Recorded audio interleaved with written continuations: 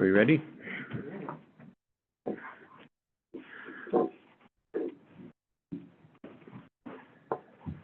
You ready, Jody? Yeah, it's recording. Let's call the Planning Board and Zoning Commission meeting of, October 22nd, 2025 to order. Can I have roll call, Greg? Robert, Present. Gray, Newton, Here. Eccles Bell, Here. Boise, Here. Conley, Here. Di Benedetto. Here. Can I have a motion to approve the minutes from October 8th, 2025? I move to approve the minutes of October 8th, 2025. Is there a second? I'll second. Is there any discussion or corrections to the minutes? One thing I thought was kind of important on page 2, under new business public hearing, it says conditional use permit application for development of multifamily units. For, I think it should say 5 multifamily apartment units with 4 units per structure. Where is that? It's the very Top of the second page. It just says for development of multifamily apartment units, so I think the five of the buildings were the keep apartment. So your recommended addition is 5, just insert 5. Yeah, after the development of 5 multifamily apartment units. Okay. Did you get that, Greg? Anything else? All right, let's see, do we need to amend the motion? I move to amend the motion to approve. To reflect, To reflect that we've added, the word 5 to the top of page 2. is there a second? Second. All right. Can I have a roll call for approval of the minutes, Greg? Robert, Yay. Newton, Yes. Eccles Bell, Yes. Boise, Yes. Conley, Yes. Di Benedetto. Yes. So, communications from the board and council, Urban Renewal Agency update, we met last Monday, I believe. And a couple of important points discussed at that meeting was to have a joint meeting between the Urban Renewal Agency, City Council, and Planning Board to review the Brownsfield report and design alternatives. That would be December 2nd at 5:30, and it would be a Zoom meeting with folks at Kansas State University. And will we be here in this room? It'd be in this room, yes. And then, second meeting would be January 5th. It'd be a community-wide meeting and Kansas City folks would be here in person to review the report and design alternatives with the community at large. Did I get that right, Perry? Any questions or discussion about either of those meetings? What day in January? What's that? What day in January? January 5th. And I don't think we set a time or a location, but we were talking about probably Roosevelt Or senior. or Senior Center.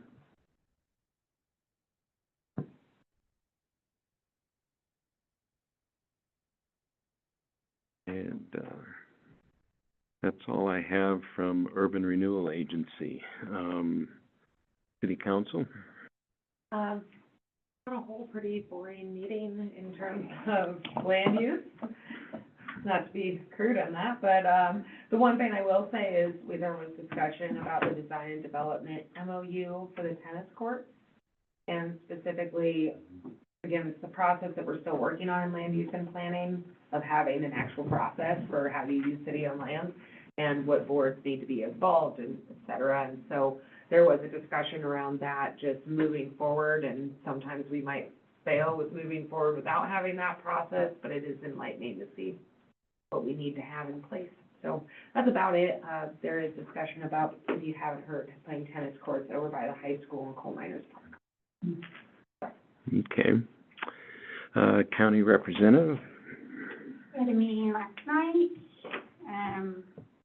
we went over a approval for a 4-cabin addition to your parcel off the 2 Mile Bridge. It's not very exciting as well. And then just continued to go over the growth policy and, had a really good talk with, he came with the community, what is it, the outreach they, to me, I'm sorry. Carbon County Resource Council? Yes, and they had some great additions, so I think it's gonna be really nice to work with them and going over subdivision regulations in the next few weeks, which we will hold a meeting for any input from the community soon. Cool.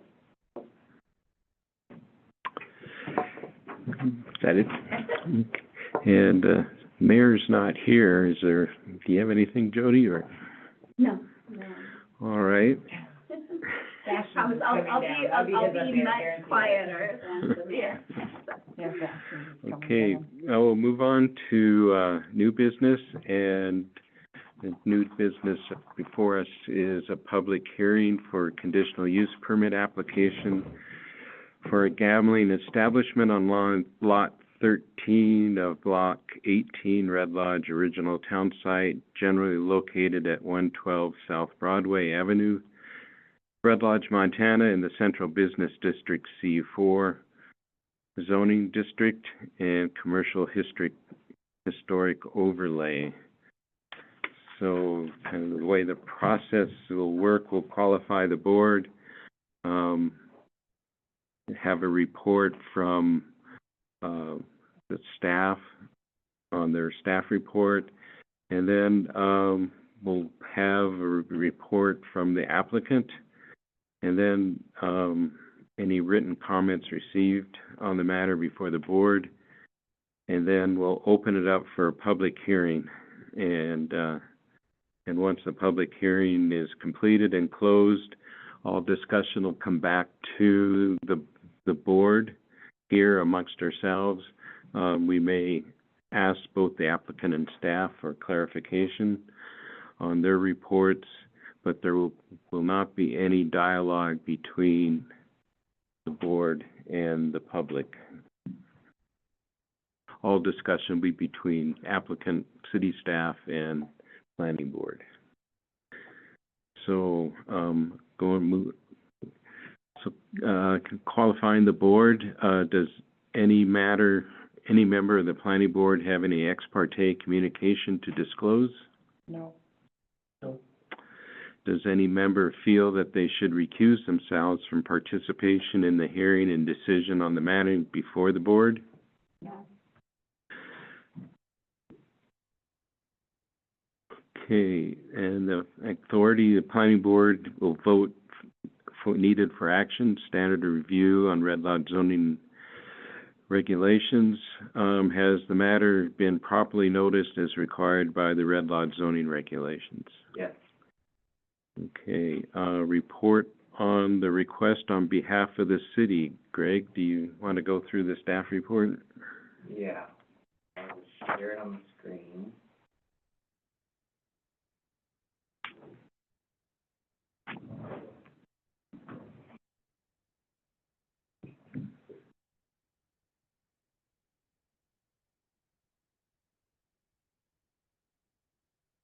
Yeah, so we've got a conditional use application, the agent and applicant are here. It's for a casino expansion in the C4, Commercial Historic Overlay District, in the building adjacent to the Black Canyon Bistro. I realized as I was reviewing the report, I didn't update this picture, it's not there. I need to amend that. But yeah, as we go through this. So yeah, expansion of Black Canyon Bistro, no modifications to the exterior. The proposed use is a casino, which is a conditional use within the C4 district. And what we need tonight is a motion to adopt the staff report, and then also a motion to approve or deny the conditional use permit. For the most part, with it being interior to the building, we only had 10 conditions on this one. All the findings were fairly straightforward, fairly routine, as you can tell by the conditions. The biggest one, or I guess we received some comment from the fire department, and then Carbon County Historical District, Historic Society? Yes. That's there. Neither of them had any comments on the proposal, other than Red Lodge Fire wanted the fire code, obviously, and everything to be reviewed through them before a building permit is provided. Probably the biggest thing we came across was change of use requires a landscape plan. And from what we could find, C4, the commercial or historic overlay, did not exempt the property from it. So we didn't, as far as staff could find, they would be required to either get a variance or provide a landscape plan. But we were curious how the planning board has handled that in the past in the C4. No, grass?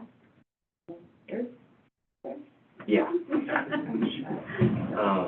But other than that, we are happy to answer any questions. We would recommend approval. Okay. Anybody have any questions of Greg on the staff report? So we always require a landscape plan regardless of what zone it's in? So it's change of use, expansion, or new development. Is, I think, the three. I can look up the exact. So it's change of use is what we're looking at. It's a change of use, I was yeah. gonna say, I don't think that there's one blade of grass or tree or Or bush. dirt. Or dirt. Maybe in the basement, but. A little bit in the basement. Okay, we need you to get a hanging flower pot, We need an overstory tree, an Yeah. understory tree. put it all in a box. And we can come back and discuss that. Okay. Next, I guess I'll open it up for the applicant. Hi, I'm, Tim Jager with. Do you wanna- Oh, I'm sorry. I'm Tim Jager with the Rep Design Group. We're representing the building owner and the owner of the next door building, the Bistro, and Brian Taylor is here with me from the Bistro as well. I did visit with Greg a little bit about that variance. He said because it's a formality that is in your, documents that, it's not just automatically exempt like the parking is or something, so it would just be a process of us going through it. And I guess to clarify, after talking to Jeremy, it's staff recommendation, yeah, we talked. We but talked, okay. I was talking to Jeremy.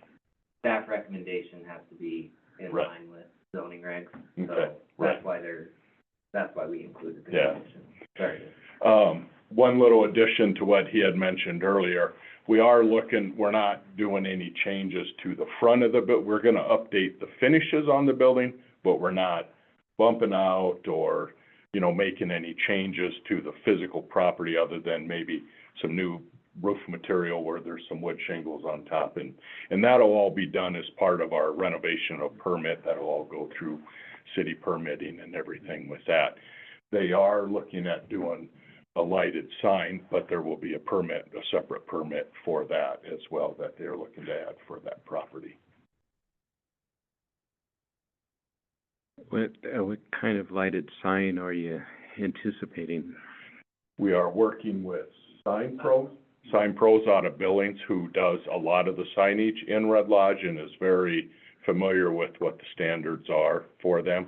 I don't believe we have the full final design yet from them. We haven't seen it, but it's a. Oh, did he? Okay, so we just got it, but it is a neon sign. So that's gonna take a separate Right, a review by separate permit. plan- And they will submit that separately as, Okay. as part of the thing. But I just wanted you to be aware of what they're looking to do. Other than that, any other improvements are interior to the building, just finishes and things like that, for the most part. All right. When you talk about exterior finish, you're just painting primarily? There's some old wood shingles are kind of over the awning, over the door, and there's some old siding there, and probably, some new tinting and stuff on the windows, so it's not quite so visible, being a casino-type space. And on the door, because it's a glass door there as well. But again, no physical changes to the front in terms of bumping out into the sidewalk or, any of that kind of change. The basic front of the building will look very similar to what it is now, but just some, new painting, that kind of stuff. Any questions for the applicant? Right now, there's, some really good windows there. What's the plan with the windows? People can look in, or? No, we're looking to darken those windows so that they won't be able to see in, and the door is glass there as well, I think, right? And we would probably darken that. Being a casino, that's usually pretty standard for those.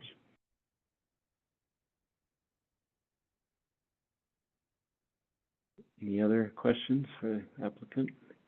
All right, I think we'll go ahead and open it for public hearing, and then may come back with some questions later. Okay. All right, we'll open it up for a public hearing. And there's nobody really in the room. Is there anybody online that would like to comment on the proposal?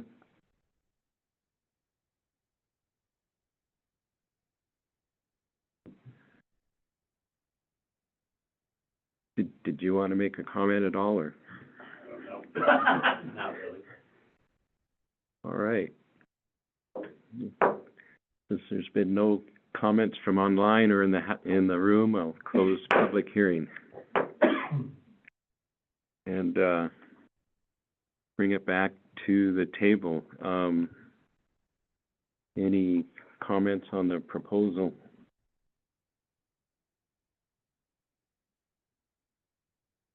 So I assume, because we have to discuss the landscaping, so the site characteristics that goes on and on about soils is just because we have to discuss landscaping? But, like, wow, that's an awful lot on the soils. That's kind of the Standard? standard language we have in these staff reports.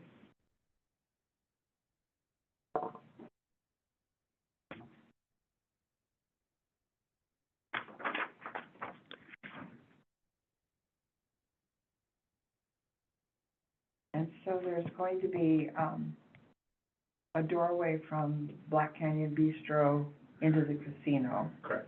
And then there'll be one on the street into the casino Correct. as well.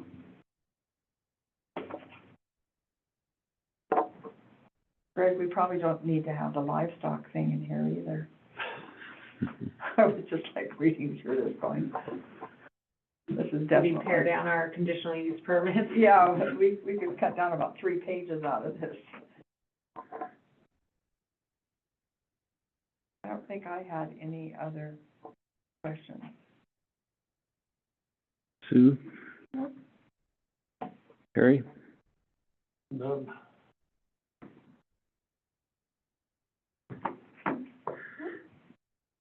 I guess the only question I had, since we just have, just completed and updated the downtown master plan, I was just kind of wondering how come that wasn't brought into the staff report? I guess that would have been part of the growth policy analysis. Yeah, And I guess without without a proposed change to the exterior of the building, it would be difficult to really tie it to the downtown master plan. And then obviously the zoning regulations already consider the gambling establishment.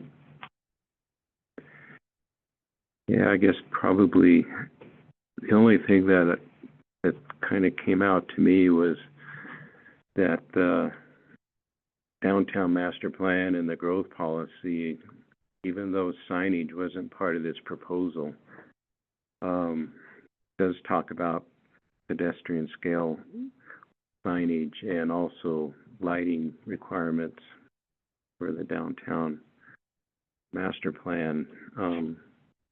And so kind of, I guess I'm sort of thinking about adding additional conditions to better address that.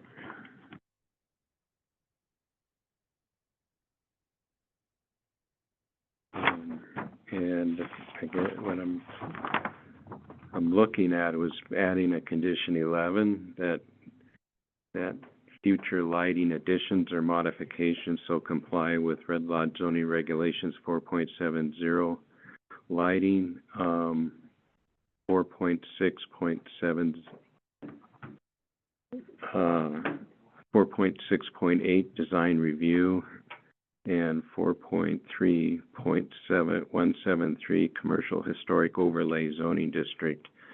Item E, number 10, prohibited lights. Do you want to add something about signage too, that? Yeah, that it's pedestrian scale or Yeah. meets the intent of being matched to pedestrian scale. I don't know, we have strict rules on signage. Yeah, wouldn't this come into play with the next permit application, not now? So why would we add a condition for it now? Well, I guess I'm just to point that out I when, mean, I think it's fair to tell them and let them be aware, but I don't think it necessarily needs to be this condition. Personally. Can I comment? sure. So as part of, when we do the building update, we will be submitting for plan reviews for the city. The sign, you're correct, will be a separate permit because it's required and would be reviewed at that time. But I would anticipate when we do that plan review that we would meet all the city requirements for lighting and or prohibited lighting to, not, be in crossways with any of that, so. Do you have any thoughts, Greg? I guess as far as, like, any condition we add should point to the zoning regulations, because those are the enforceable regulations, like the downtown master plan should be guiding as part of the growth policy, but not necessarily pointed to for enforcement. What's that? The downtown master plan and growth policy, we shouldn't point to it for enforcement of anything. Everything should come out of the zoning regs. Okay, yeah, well, the sections I cited do come out of zoning.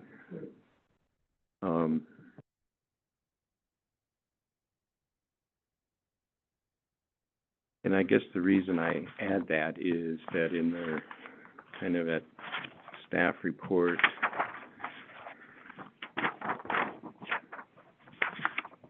it mentioned under hazards and nuisance. Well, I guess it just basically clarifies. So it says, proposed outdoor advertising plan is not provided but would be reviewed for compliance with Red Lodge zoning regulations. Prior to issuance, an applicant indicated no additional illumination will be installed. And so I guess what I'm saying is that if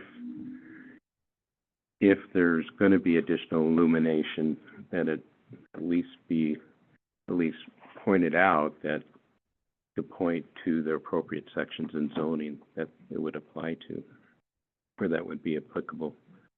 Sure. Page 13, under 457.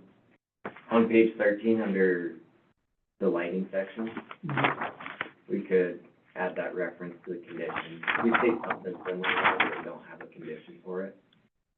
Yeah, yeah, that's kind of, Future lighting additions or modifications shall comply with Red Lodge zoning regs.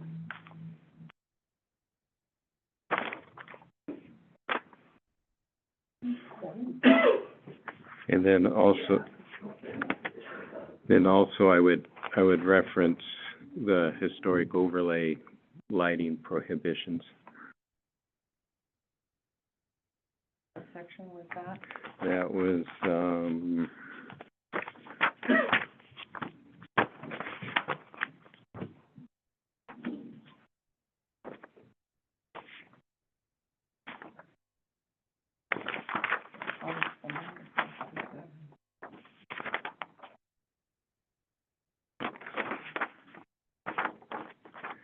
yeah, let me get to it.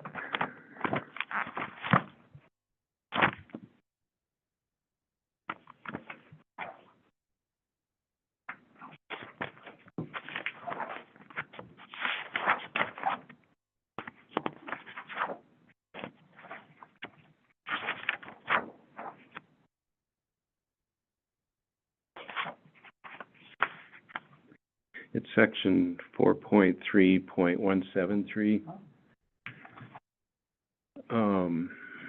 And item E, standards, number 10, historic, or number 9, prohibited lights.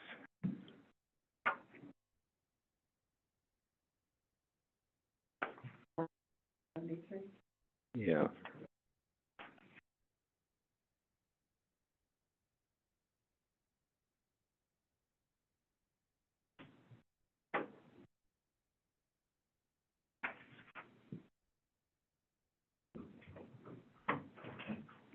Yeah, I think it should include that.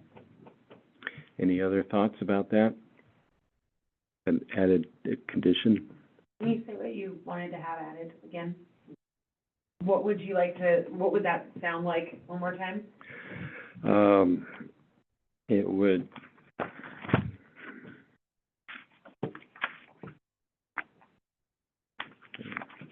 I had it written out somewhere. Sorry.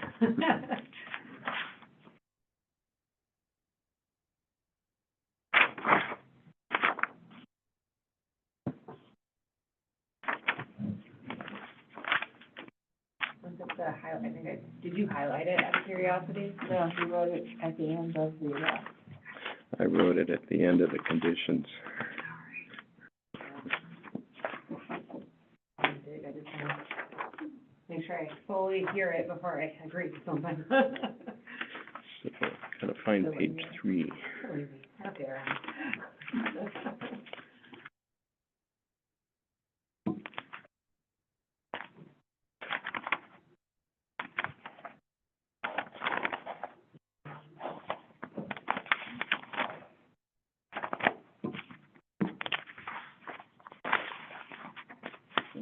Where did it go?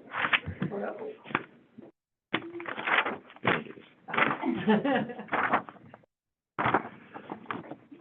So, yeah, so it would read, future lighting additions or modifications shall comply with Red Lodge zoning regulations 4.7.0, which is the lighting section. And 4.3.173, E, number 9, prohibited lights.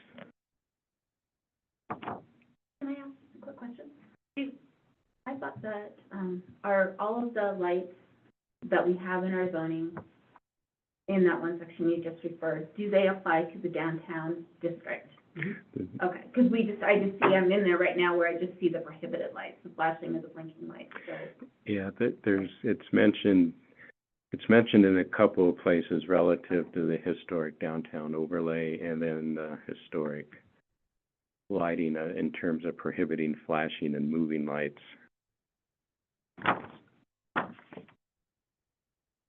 Some district standards. Yeah, I'm fine with that. I feel like it's a little bit overkill, because I think it's almost implied and assumed, and it's gonna be covered in the next permit, but if you wanna have that in there, it's not gonna hurt nothing, it's all gonna just happen anyhow. The next permit's for a sign. Yeah. So the next permit's not gonna come in about lighting, or we're gonna change the front of the building. The next permit's just a sign permit. Right, but I'm just saying, like, any permit that gets approved, you're gonna have to Meet our zoning. meet the zoning, that's what I mean. Now, personally, I'm fine if you list them, because that gives me a checklist of things that I have to go back when we're doing the building design stuff, so, Thank you. That's my purpose, All yeah. right, there we go. not to be, No, it saves me looking. Then I got the list, and you got the reference numbers there, and I know right where to go. any comments from this side of the table? Do we need to have a motion to add that condition, or just make it part of the final? Make it part of the final. Okay. Want to include it in his section that he mentioned, where it refers to that condition, In the On the sta- lighting section. in the lighting On section? page 13. Yeah, I think that makes sense. add Yeah, it did you wanna add those specific sections to, to the staff report? yeah, Sure. as a finding? Okay. Did you get that?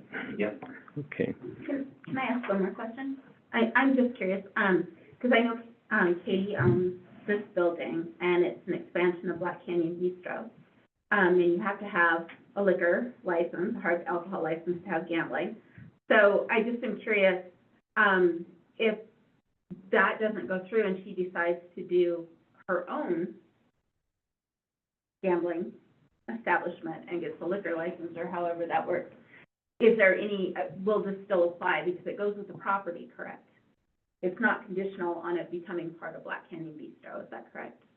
A casino license is only granted if you have a full liquor license. I understand that, but There if she aren't would, any available, so basically, if Black Canyon Bistro chooses not to allow it on their liquor license, she can't do it unless she Right. finds another liquor license. right, that's Which what we I'm, don't that's what I'm asking, that doesn't, it's not conditional, though, on her going with Black On Canyon. using Black Canyon Right, Bistro. that's what I'm It's asking. not conditional on that. No, the permit for the lot. The permits for what, okay, I just wanted clarification. Would you say, Greg? The permit is, or the conditional use permit's for the lot. From the land. It's for the building itself. Then will it matter if, are you planning, no, it doesn't matter. If you're planning on, I don't need to know if you're planning on buying it. Just more so curious. No, does it change any of our rules that I don't know about? If the building is owned by somebody other than who brings it to us? I think that the thing here is that if somebody decides, and somehow there's a new liquor license available, this could be a standalone casino using that liquor license, not necessarily Black Canyon Bistro. So what we're approving here is to use a standalone casino, which is allowed. And it's not our job to say whether or not they have a liquor license, so they can do a casino. The state will regulate all that. Exactly, Yep. exactly. No, you're good. Yeah, I had the same question, but came to the same conclusion that Yeah, and it that's is not ours. what we're Greg? approving. Right. I was just gonna say, condition 10 covers a lot of the transferability, like how it operates, so. Well, that does bring up another question, though. So if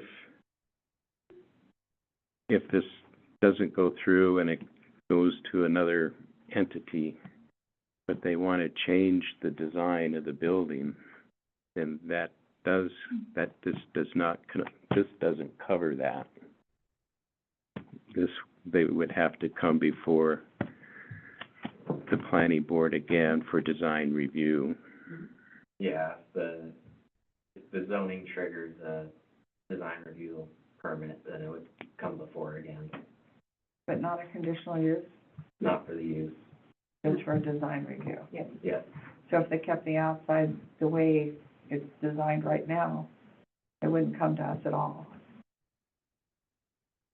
if it was a different use. The, Yeah, it's The use casino was design. triggering the conditional use permit. Yes, the use, Yes. but not the design. If they wanted to update the design, we wouldn't tell them that they couldn't do the use. No, Yep. the they would- use would continue, Yep, but they would have to come to us for the design, Yep. correct? and if they didn't change the design, they could still use it for the use. Yeah. Yeah. Didn't mean to make it so confusing, sorry. Trying to think of all Camera. possibilities. Right. Basically, the possibility is that it could become a casino now. That's it. That's what you approved, yes, that's what you would have approved, yeah. That's it. It's not that even the, you know, that the building's gonna go up a story or anything like that. We're just saying it could be a casino now. Greg, Go I ahead. have one question. Sure. I guess my question is for Greg, not you, Greg, the other Greg. Condition 7, basically hiding the dumpster. Has that triggered because of the change of use? so we have to review the application for compliance with zoning. And Right. so, because the proposal didn't include it, what they were doing, I guess, for a dumpster, we had to note that if they do have a dumpster, they need to screen it. Well, I think that's mostly though because of the change of use. Because, I mean, if you go down that alley, nobody's dumpster's hidden. Yeah, because it triggered a conditional use permit. Okay. We reviewed it for the district standards, general Yeah. standards, everything. I think it's a great idea. It'll just be the only one that's hidden. And it's screened from residential uses.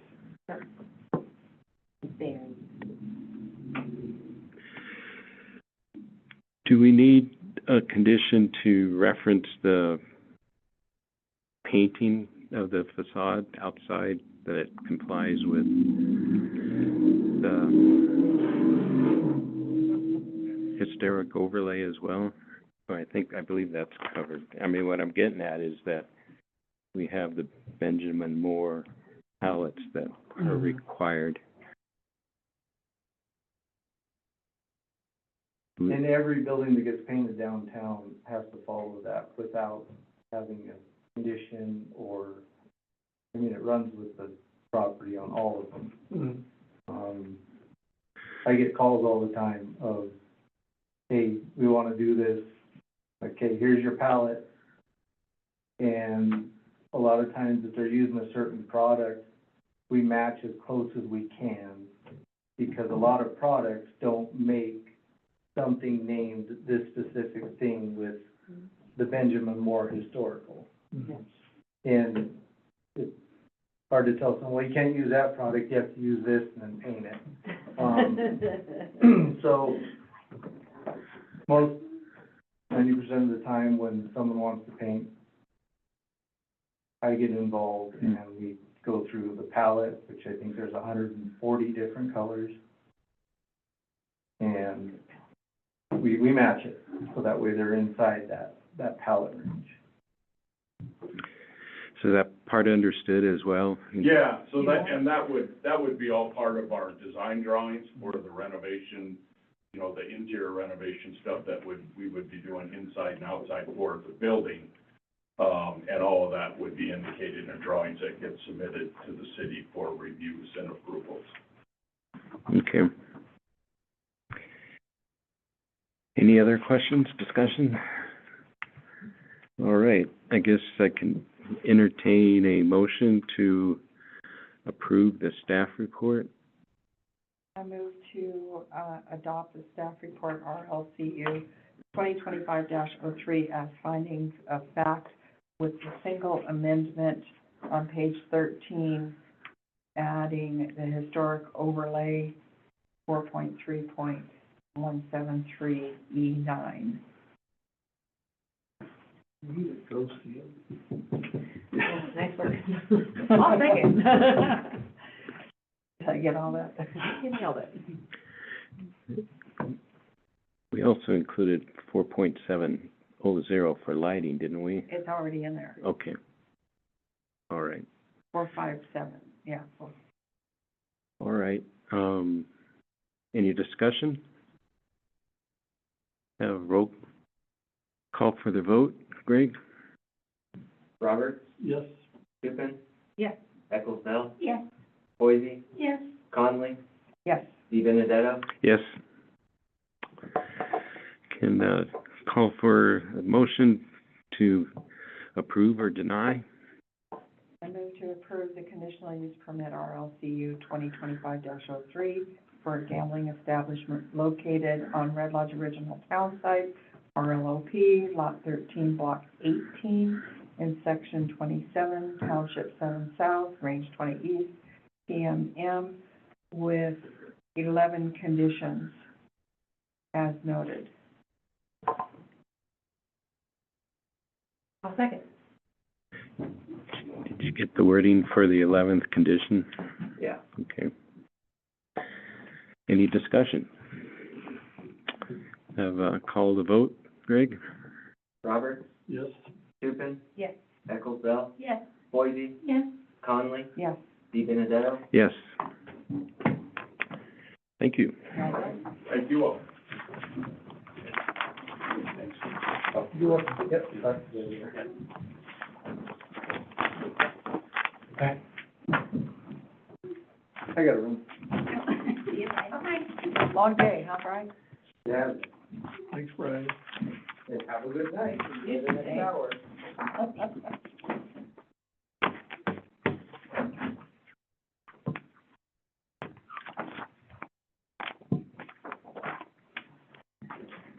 All right, we've got some time, Yeah. I guess, to move on to old business and continue, review of the 2025 zoning regulation update.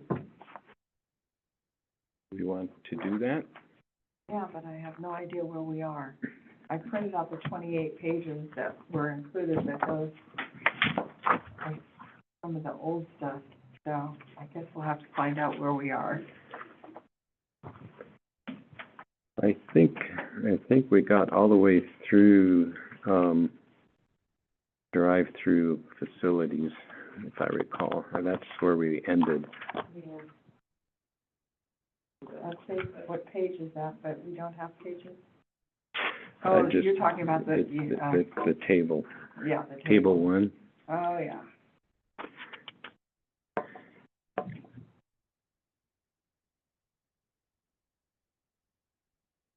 And, So we got professional office, and the drive-through facility. and we covered drive-through. I think the next item was on alcohol consumption and sales as a secondary use. So it couldn't be a bar, so it would have to be Like a restaurant a that restaurant also that sells. serves. Yeah. So it's conditional only in, C3. Is what we have here, C3 north and south. I think we might want to include C4.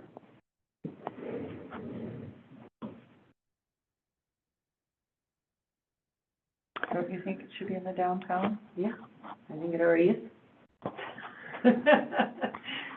What does the current zoning say? I would, I'm surprised C4 is not listed as permitted even. Right.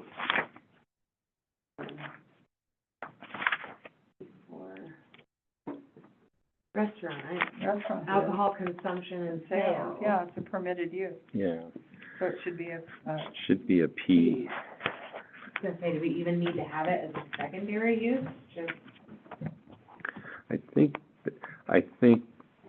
that's, the reason it is there is because that's what the growth policy says for community entrances, north and south. And that's the criteria, is it a secondary use and not a primary use. if you go down further down, alcohol consumption and sales is a primary use in C4, Okay, further down on the list. yeah, okay. Yeah, maybe. Here's another one further on the next next page, secondary on-site alcohol of beer, wine consumption for a restaurant. We have some repetition in here. Yeah, Yeah, that, restaurants on there multiple times. And We just want to make sure that our alcohol consumption is covered. Yeah, everywhere. probably the thing to do would be to sort of put all that together in consecutive lines rather than, Yeah. Well, I was thinking even just some of this can be condensed down. I feel like it's two different things, maybe three, for to give restaurants alcohol secondary use, so basically a restaurant with alcohol. And then alcohol primary sale, like, would that be liquor store and bar? yeah, that's a primary. Yeah. And so the one on page 2, under between restaurant, light industrial, says secondary on-site alcohol. So that one, I feel like it's the same as the one before. I think it's the same. I think we're gonna have to scratch that one because Yeah. we've already got it. Is it different because it's beer and wine? Like, 'cause you know, there's some that get a full alcohol, and then there's some that just The have beer and wine. It seems to me alcohol is alcohol. Yeah. Sales and consumption. I don't think we need I to mean, I break it agree down. with you, but I just. Yeah, I don't think we need to break it down, but I think that's where they were going when we Maybe. had that. Yeah. Yeah, one is, Alcohol seems is to be beer, wine. Beer and wine is alcohol. Go down a little bit, the ones on the second page. Secondary on-site alcohol of beer, wine consumption, yeah, so that's what it's supposed to be doing right there, is that that's the beer and wine one, the other one's the alcohol one. I don't think it matters. It's all alcohol. Yeah, booze is booze. We could just change it to booze. Booze, yeah. Alcohol's too fancy, let's call it booze. Okay. It's been a long day. Yeah, Okay. that's the one. So are we agreed to get rid of that one on the second page? Yeah, that was great. Let's just make sure that whatever you said, because that was the other thing too, is that one was allowed in a different zone than the other ones. So basically, it looks like it was conditional in all commercial spaces and permitted in C4, is what I think I caught. It actually And the was, secondary one's only in C1. I Beer- see that. beer, wine. And is it, and just forgive me, please, okay? So if, let's just say the wine bar, it only has a wine and Right. beer license. Mhm. They're closer to the school. Is there an overlay that says that their type of zoning is different than a full-on alcohol? Isn't that the state? I don't know, that's the state reg that we have to State, follow. they regulate where a bar is, of schools. I guess I haven't heard of that No? one.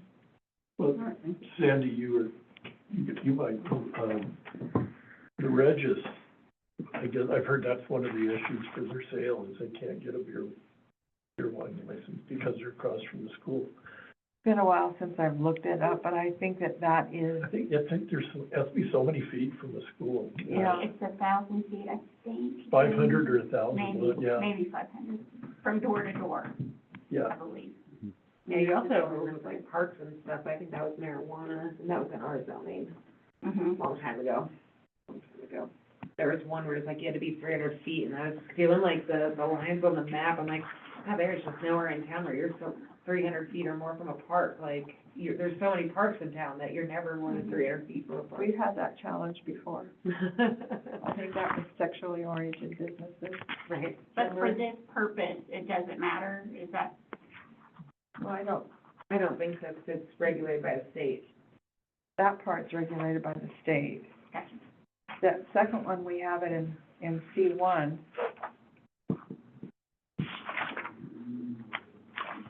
Yeah, C1 is the transition, commercial It's district. transition zone. Yeah.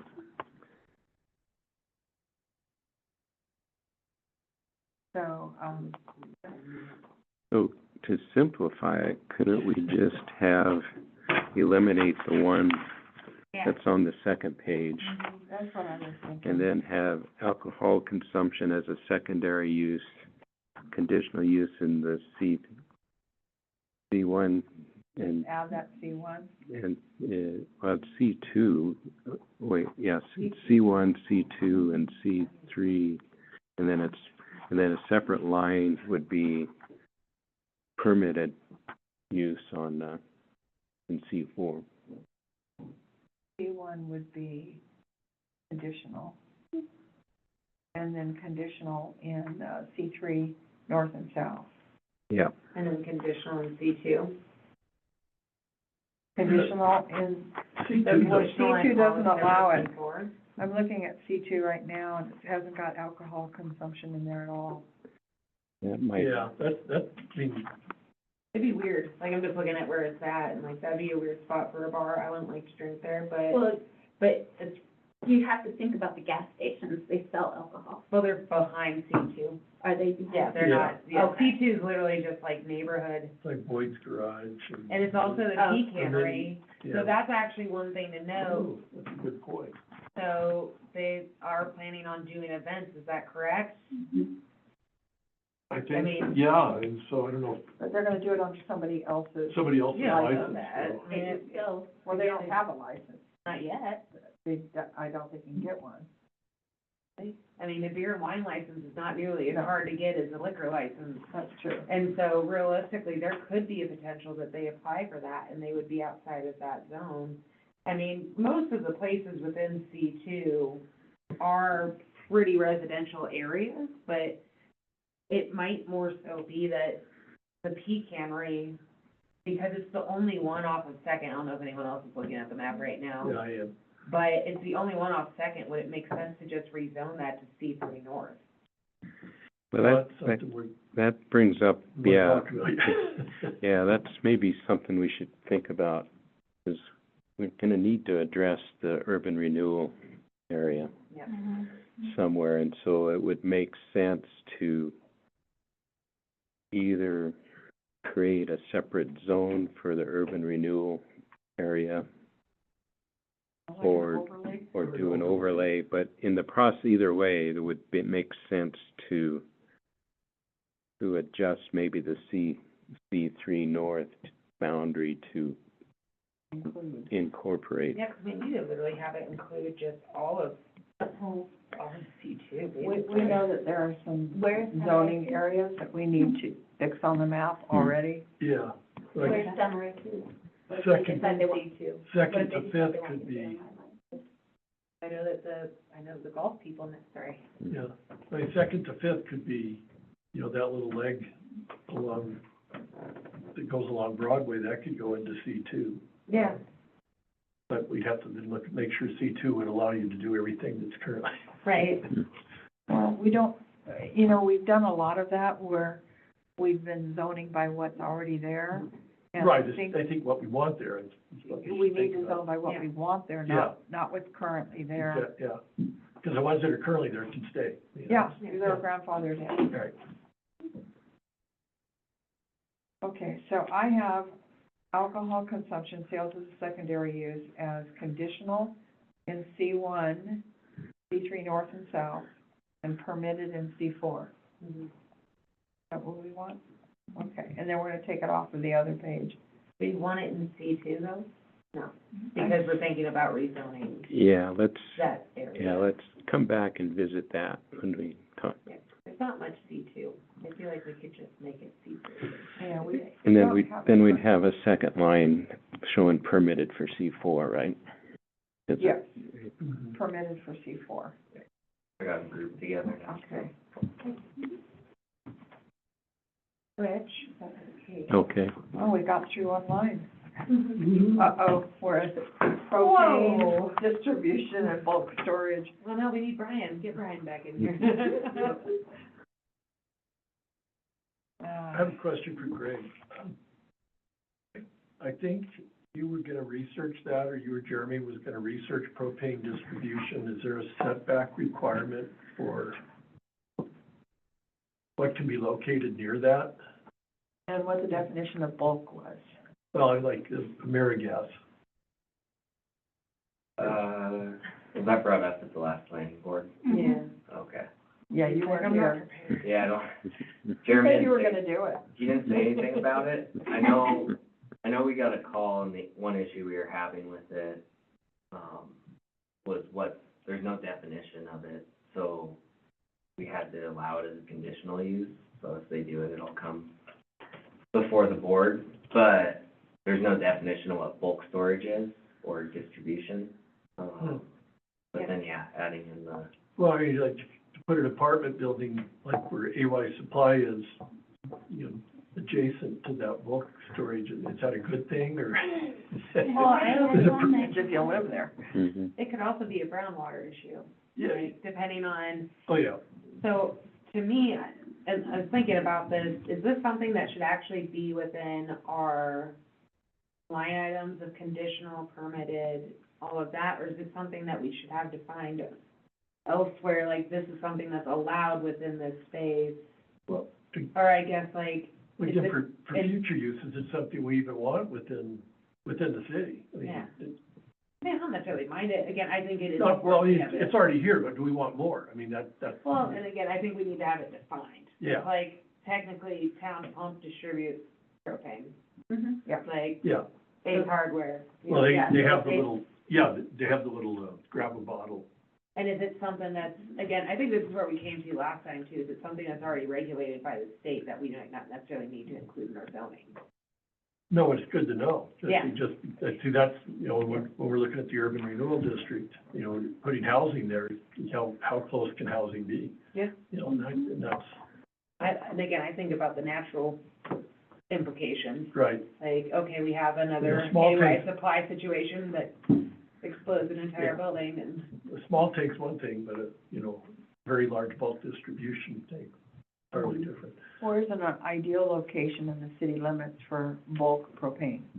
Where is it, is there an ideal Well, I don't think so. but, you know, location? I mean, right now, That's kind of the question that we're it looking would at. be urban renewal district if we're looking at urban renewal district right now.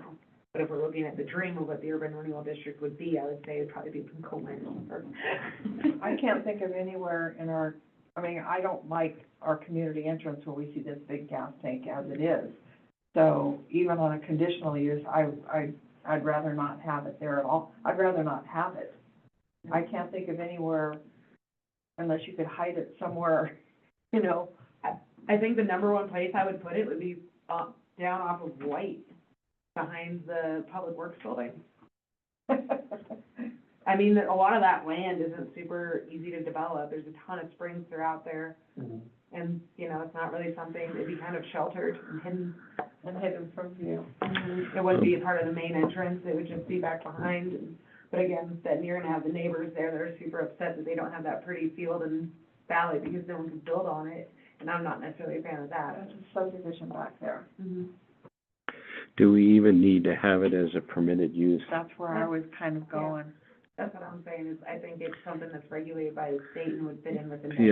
The other distribution, bulk distribution site is way out in the county. Yeah, there's one That's the in only, Roberts. There's one, on 78. yeah, that's the one I'm thinking of. There's one on 78, that's before you get to Palisades. I just have one question, just to be sure, if we were to take it out of permitted use, for the folks that are still currently doing it within city limits, and this is just a clarification, if they were to sell their business as is, the new business owners would be able to continue to do that. They I should don't be think so. grandfathered in. It's grandfathered in for the current owner. They Is it the should be- current owner, or is it the current land use? That's what I wanna be sure of, because I don't necessarily want someone who's been building a business for their whole life to not be able to sell that business. Again, that's tough on somebody to do, Yeah. that's shady. Do you have any thoughts on that, Greg? I believe it would stay until you did something that would trigger it, and then it would be non-conforming, and then we'd have to review it as either non-conforming or a change of use. Would be it would be, what would trigger it wouldn't be a change in ownership, but Yeah, like but the use would remain, right? That's the Yeah, question. yeah, that wouldn't, it shouldn't trigger, hey, this doesn't meet zoning anymore. It shouldn't trigger like this doesn't meet zoning anymore, it should, they should be able to keep it as is. It would be if they did an expansion to their business. They added Then all of a another sudden- tank. Yeah, yeah, like if they do something that in zoning would trigger a zoning review, then they wouldn't be compliant. Would it be considered a change of use if they added a second tank? Same kind of stuff, they're still selling, I don't think so. I'm trying to figure I'm out. glad you asked us, just 'cause, again, that'd be the one thing, I don't wanna do something that would potentially screw somebody. Yeah, I'm not sure on that one. Cause it's not well defined in the current zoning, so But if we had it as a conditional use, it would have to come in front of us if they added a second tank. That's what I'm kind of thinking. I mean, not, think so, yeah. that's an expansion of the use. Anyway, Greg, you said that this is unclear within our zoning right now. Can we make a note to have some sort of clarification of what Yeah, with Yeah, grandfathering, like what would trigger that? Like, I don't know, I just feel like that's a big conversation that should be addressed within our zoning, because if we're gonna make, again, especially for urban renewal districts, because that can be touchy, and what the dream of what urban renewal district is versus what it is now is very different, and also don't wanna hurt businesses. Can I just say something? When we passed the urban renewal district, I was there, and we assured people in the north entrance that they would not be forced out, and that we would not be Yeah, changing things where they had to leave. right, no, and that's. And so I just really, I mean, I really am very cautious about any of this where we're all of a sudden zoning someone out. And that's what I'm saying, you can't zone someone out. Right, that's But what what I'm you saying. can do is change the zoning to where what they have is no longer valuable.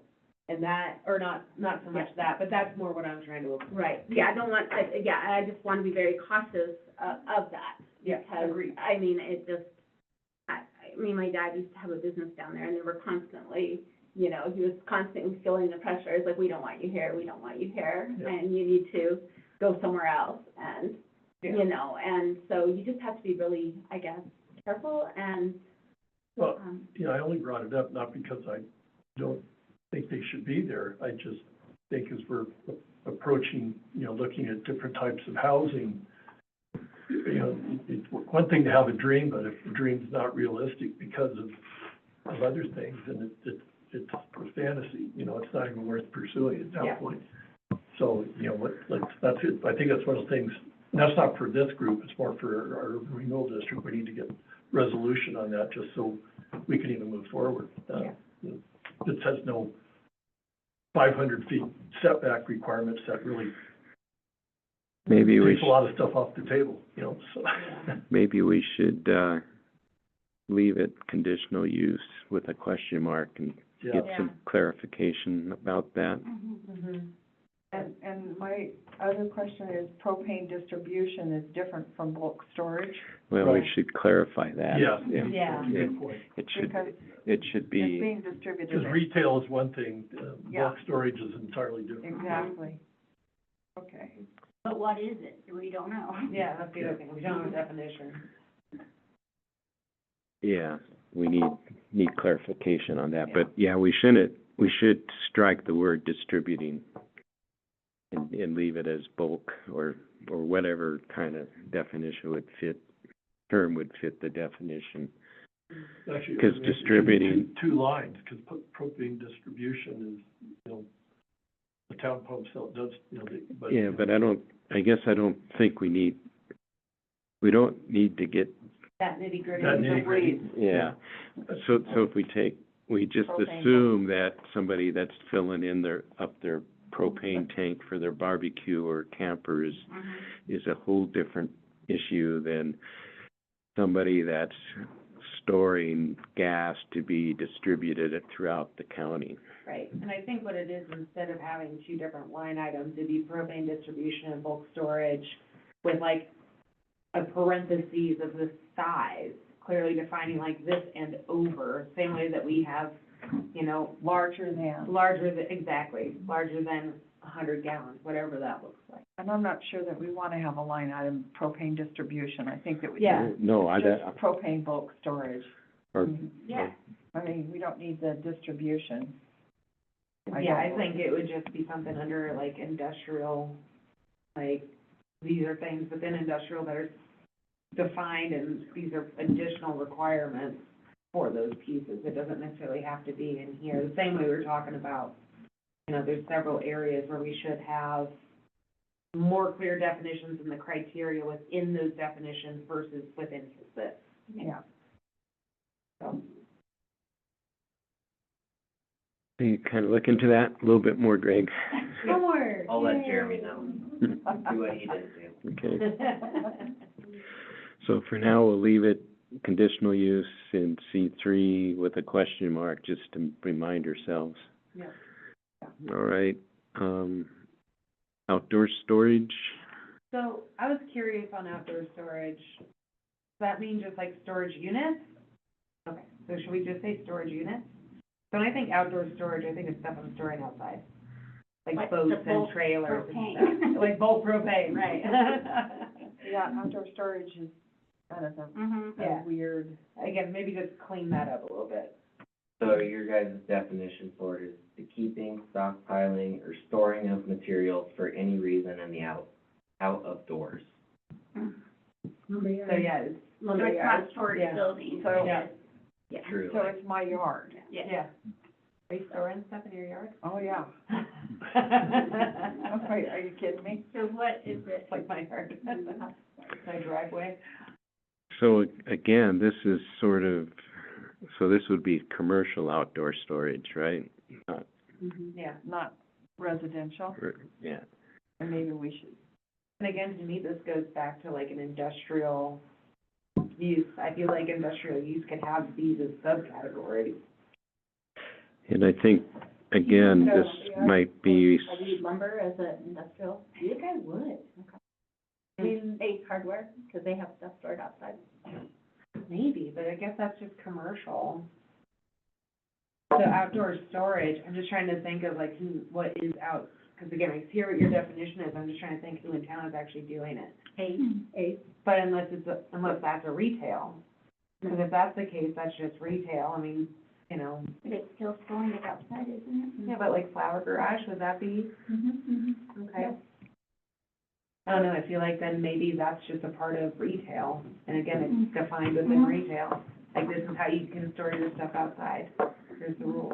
in commercial outdoor storage, wouldn't cover storage units, Right, because they're not being stored outside.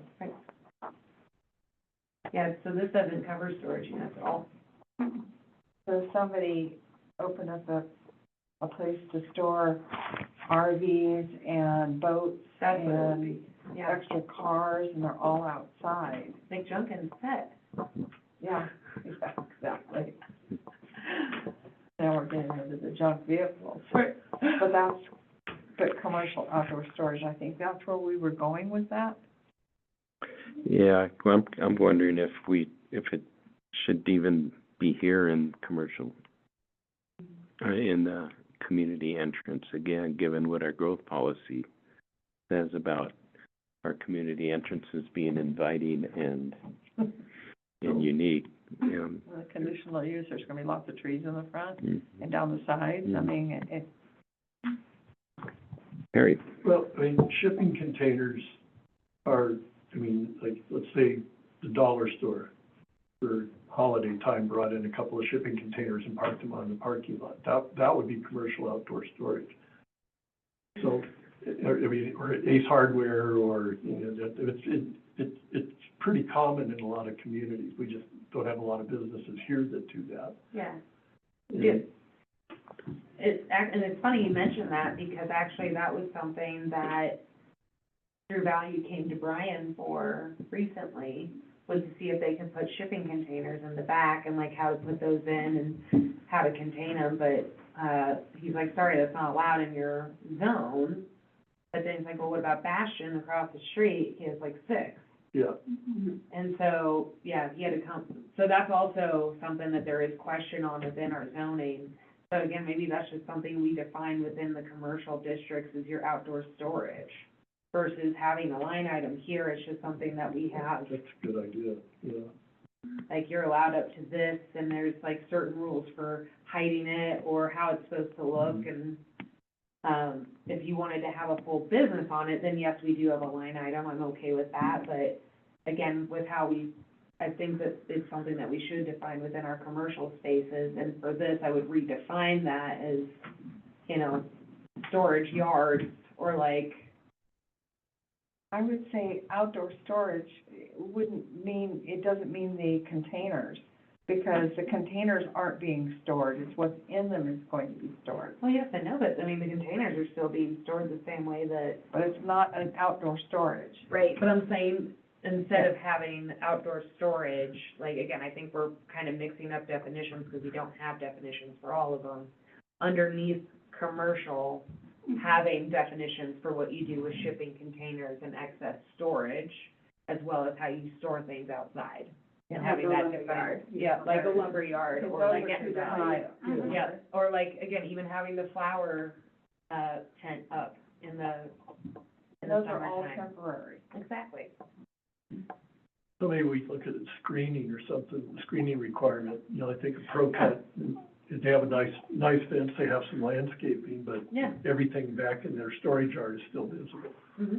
Technically outdoor storage. It is kind of, or it's just parking that they're using it for. Like, again, it just depends on how we define that. So, All their equipment.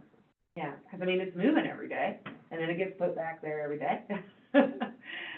And, you know, I don't necessarily mind them, because that's advertising for them too. Like, if you think about it, having your mowers parked out front, same with the rental spot right across from them. You know, technically, yes, they're storing it, but it's also, it's not like, Yeah. I think we're getting a little too much into the weeds. sorry.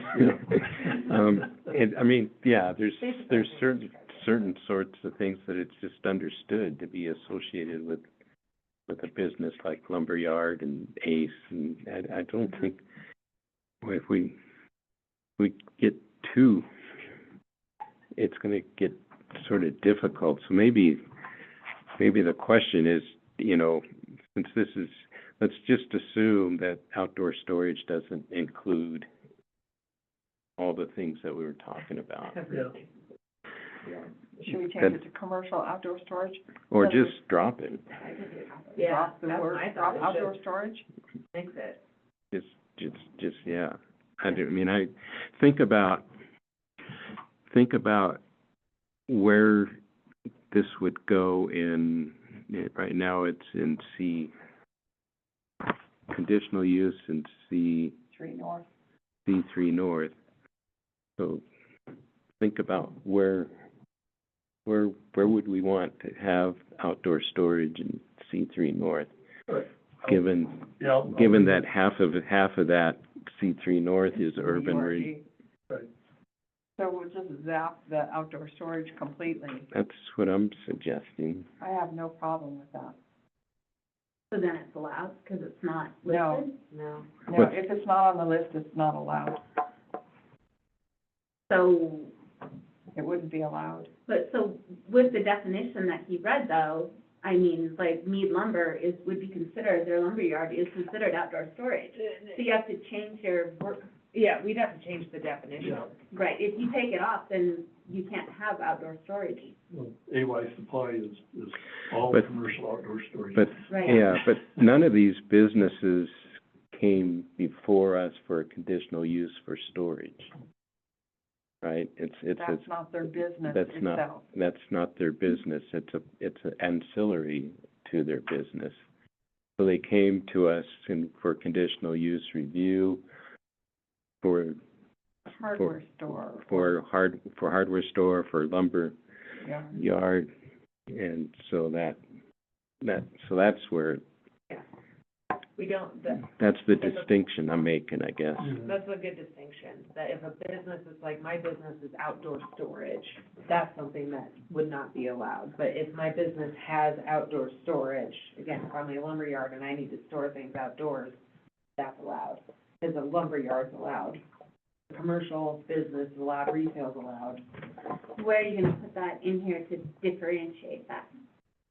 Greg? That would be, So, City of East Helena, which Jeremy helps with the zoning regulations for, they have outdoor sales and storage in their regulations throughout, and basically they include it, it looks like on my quick review, under other specific uses, so it's like a limiting factor, I guess. So, for example, large retail,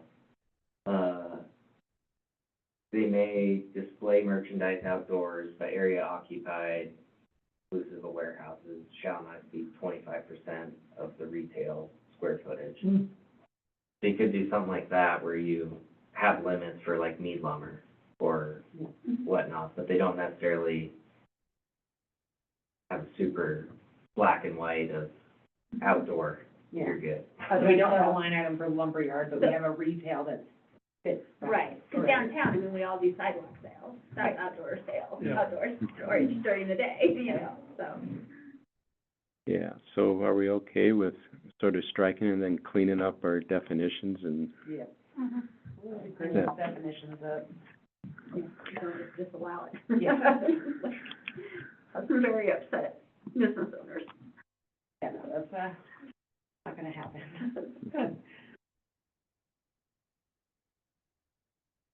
Yeah, the only thing that I think would actually still be considered doing outdoor storage right now would be where they park the school buses and all of that equipment back there.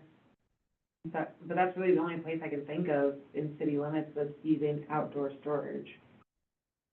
So, yeah, but that would be grandfathered in. yeah, no, I get it, I'm just saying, like, I'm trying to think of anything that would be at risk, and again, We don't have any car sales people right now, but we used to have Yeah. a couple, and they always had their cars parked outside. Outside. well, again, that's a car dealership, not a outdoor storage. Yeah, So that would be part of storing it, them. okay. And I would say same thing with auto repair, Yeah, you know, it, that's part of their business, Yeah. so, okay. And there's that place on, 212 that rents equipment, like, you know, backhoe and those types of things, and that's what they do. Mhm. Oh, yeah, like out by Robert. Rock Creek Uh-huh. rental, yeah. Yeah, That rents, so I still wouldn't call that outdoor storage. no, that's a rental company. Yeah. Yeah, no, outdoor storage to me would be literally just like you can park your RV here Like, for money. I mean, in, you know, C3 North, we have, mini storage. Yeah. And then they have, you know, they don't have as much as they used to, but back behind Bojo's Brew, there used to be trailers and RVs, and Yep. Dwayne parks some of his trucks there, and, Mhm. but, you know, And we have mini storage and, yeah, I'm C3 looking North on here, see, mini conditional. storage is even Yeah. on here, so, yeah, there it is, down below. yeah. Yeah. Yeah, so maybe instead of just outdoor storage, having storage facilities. I just And drop it Let's completely. just drop it, like your idea. I'm with you, Jeff. I'm with you, Jeff. Chelsea? I mean, yeah, no, I'm fine with dropping it, I just think that when we get down to the mini storage, just have it as storage facilities. Okay, yeah. And then that way it would technically encompass this too. All right, next, going on. It's dinner, really. Who cares? We've got gambling as tertiary use. I don't even know what that is. It means What's a that? I hotel, don't even know what that is. hotel with a restaurant and gambling. The third use, The third use. Oh, by the way, Oh, okay, that makes sense.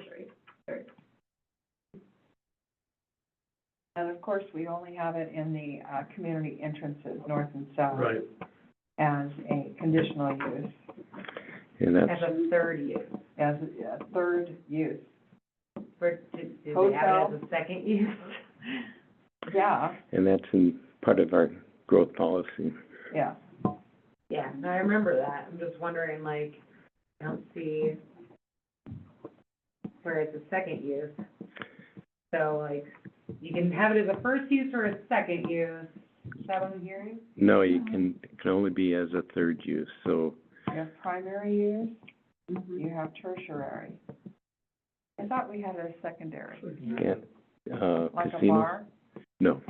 Well, we do have bar, alcohol consumption as a secondary use in the community entrance. We talked about that. That's Yeah. secondary to a restaurant. But what if somebody had just a bar, and because they have a bar, they could also have a casino? Yeah. So that would be a secondary use. No. So, it's like Silver Strike, first a bowling alley, then a bar, then a gambling casino? They are, yeah, exactly. Yeah, Yeah. actually, So- yeah.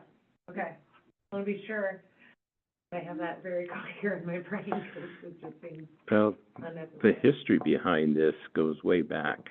Let's hear it.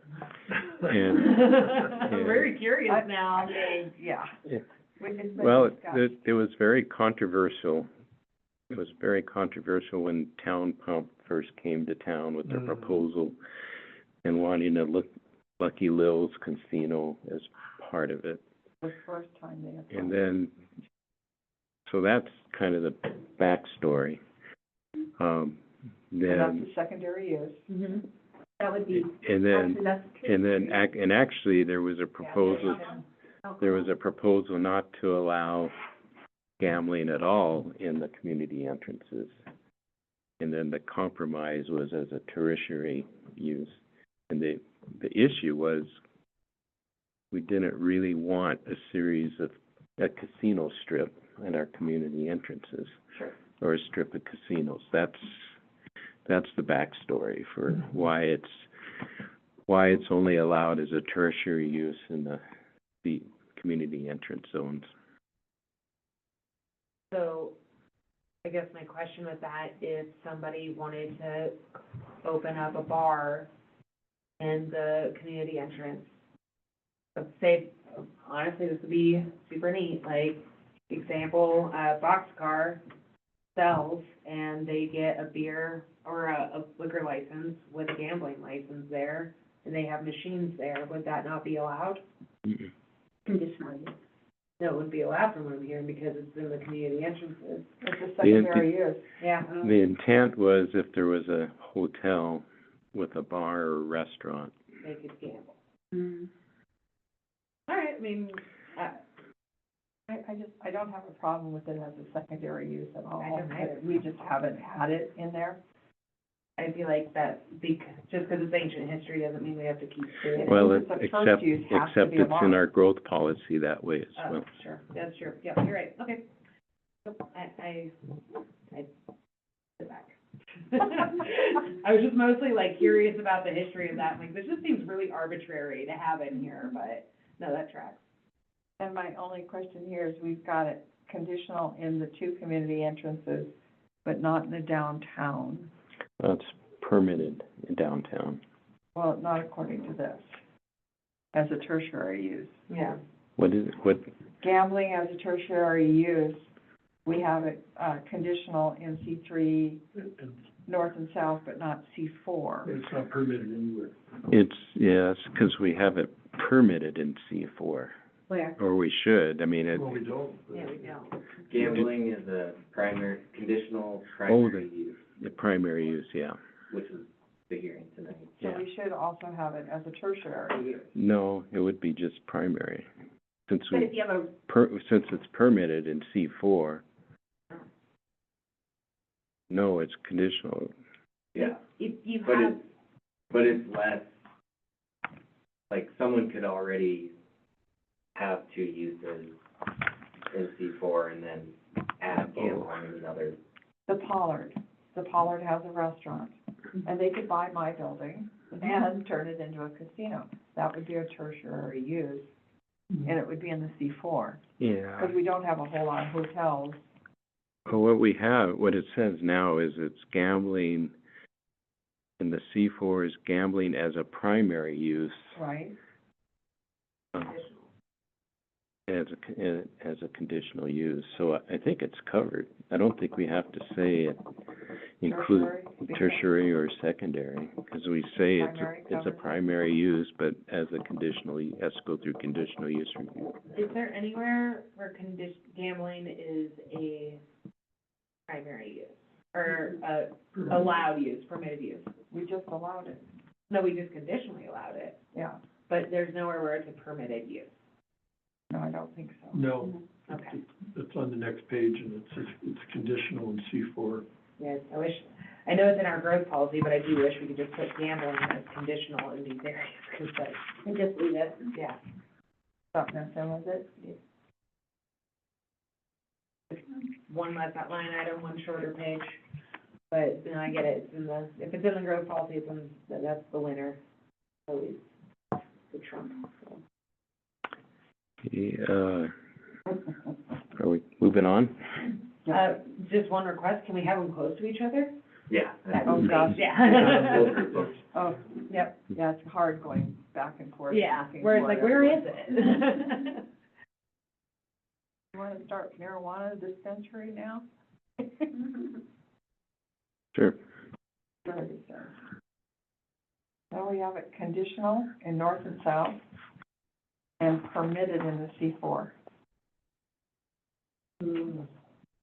There must be some special language on that, though, because I know the shop back behind Beartooth Books is behind Beartooth Books, because it wasn't allowed to be on Broadway.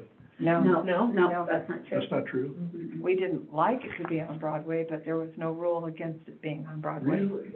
And right now it's permitted in the C4, it could be on Broadway.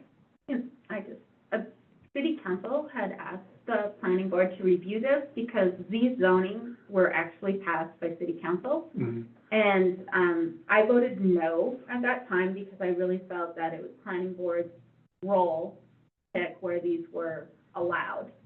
And we had two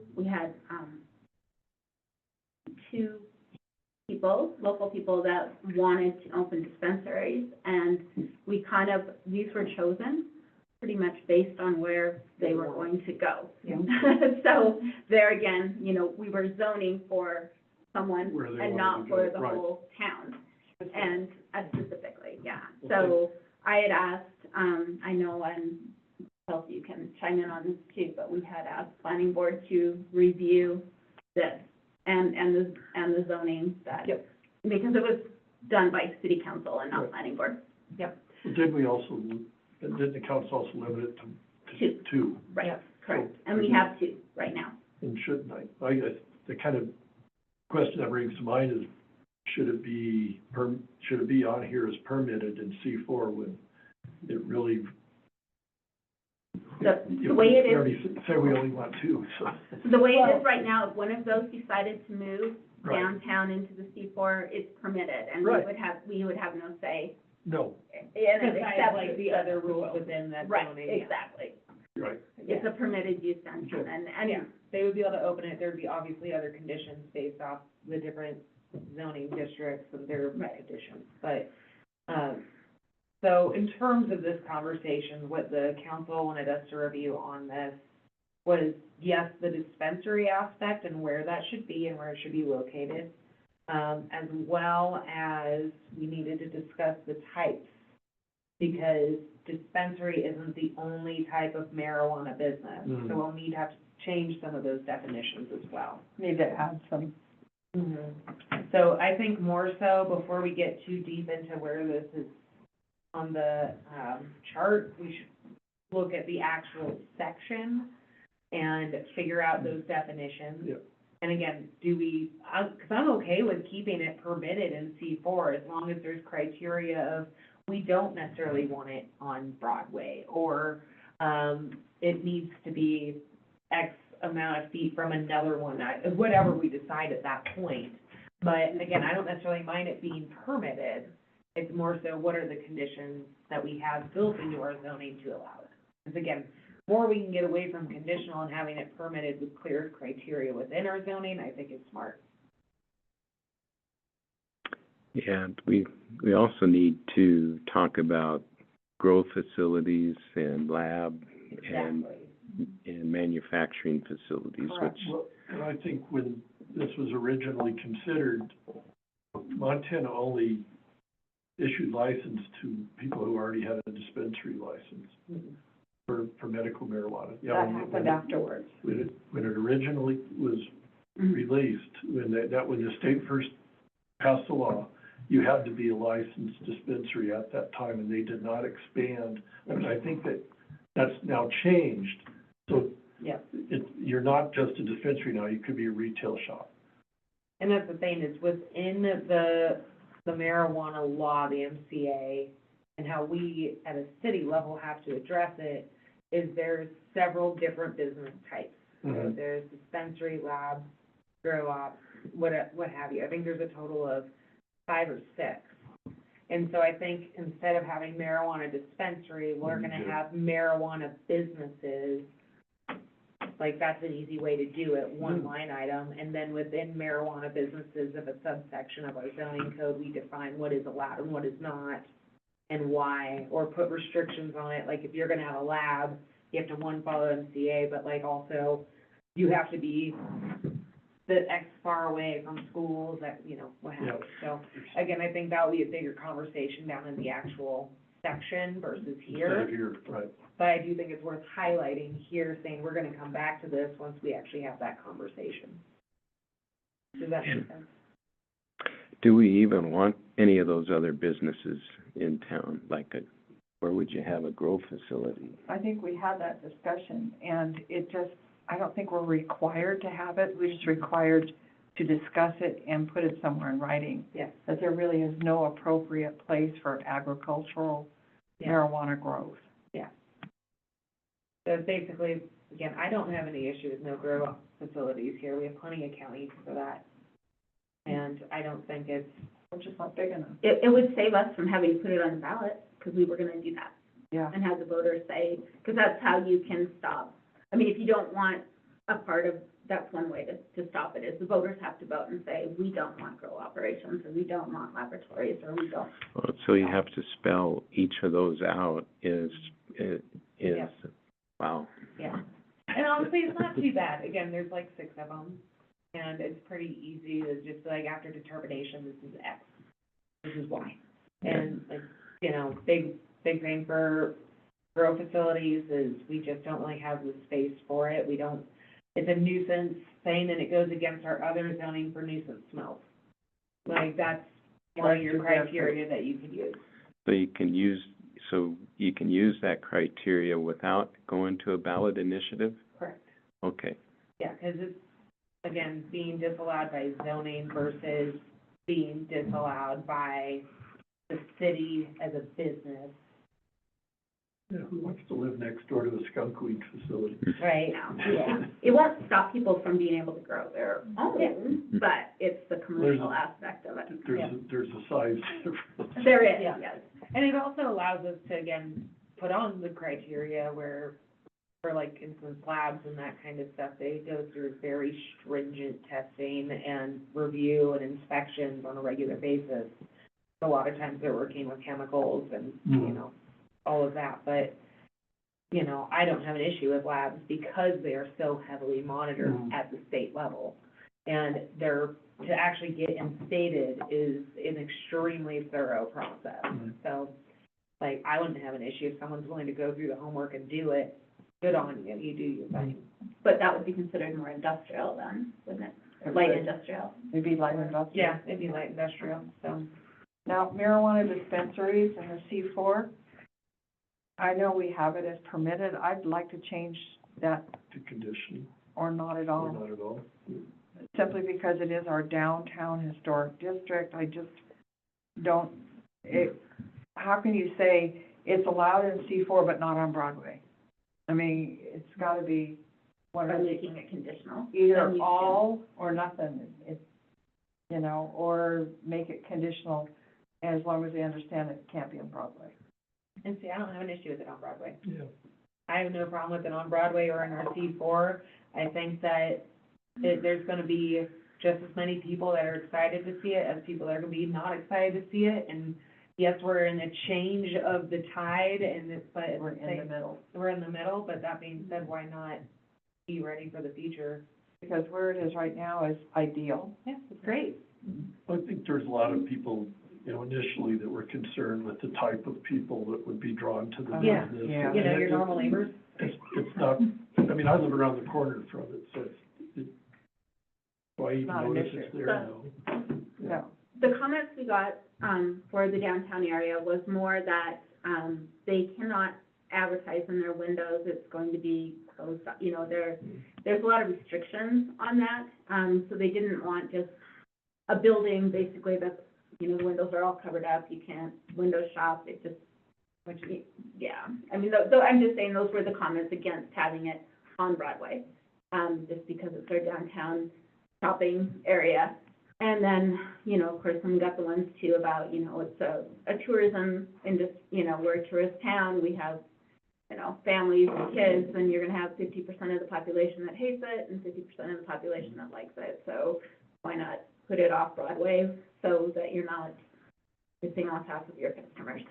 So that was the comments we received as council back then. Yeah, I don't have any issues with permitted either. I mean, I think about how many bars do we have on Broadway? Yeah. And I remember, I don't know how many times I've walked down the sidewalk after 4th of July, Saturday night, or some other big event, and stepping over somebody where they up-chucked on the sidewalk.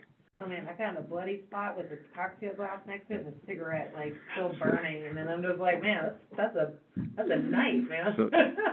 So, I mean, I understand there's the, you know, the deal with marijuana kind of as kind of the historic view of it, but when you compare it against alcohol consumption, I mean, Yeah. I mean, But we have, they're we different. have how many bars on Broadway? Yeah, but that's got nothing to do with marijuana. I mean, yes, they both affect you, but that's got nothing to do with what it's gonna look like. What would a shop look like on Broadway? What would you do on Broadway? I have 2 giant big windows in my building. What would we put in them? Would we just paper them up and say marijuana sales? Or symptom like we just approved with a casino So that- downtown. So that it's all blacked out, yeah. Right, but we just approved that, so I don't have an issue with doing a marijuana business that's in the same condition. Well, the one on 12th, they have blinds and Yeah. that lower from the top, and you can't see into the shop from the street. And again, you could put murals, you could put paintings, you could put TVs of fun scenery, concert videos, I don't care, but like, we just approved something that's literally gonna have blacked out windows. Like, Well, that's what it said, yeah. yeah, so that's, But we didn't approve it based on that. no, but we're not approving a marijuana business based off the windows either. Yeah. So, again, I don't think that argument tracks for me. I will say that I had hoped, when we sent it back, that it would become conditional use on Broadway, just so we have control over where it goes and what it looks like when it goes in. But that was, you know, just my vote as a council person, so. And a conditional use, we have to have a reason for denying it, otherwise it's approved, it's real simple. So, but with our growth policy and our downtown plan, we did include something specific on historical sales and uses, specifically for this. Well, Right. So right now, Historical. if, let's say the folks on 12th decided to close, Mhm. but now, okay, we allow 2. Yep. And if somebody came to Brian with for a permit, because it's permitted, and they wanted to put it on Broadway, I mean, he'd have to approve the permit.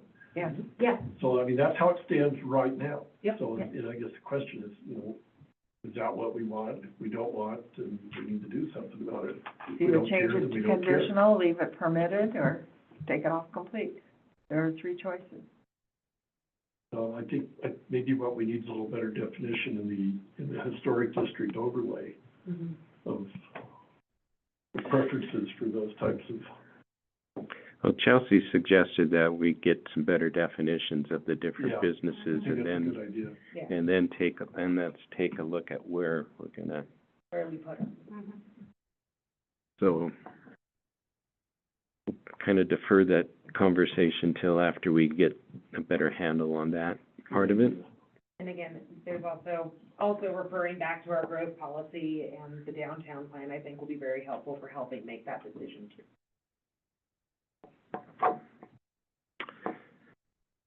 All right, distribution by its, I don't know what that means. I was gonna ask you. Obviously. I was gonna ask you. That's so generic. So we could strike it, is what I'm hearing. If no one knows what it is, should we strike Would it be it? like a Pepsi plant, or you'd distribute like, I- like, would that be like a warehouse, like?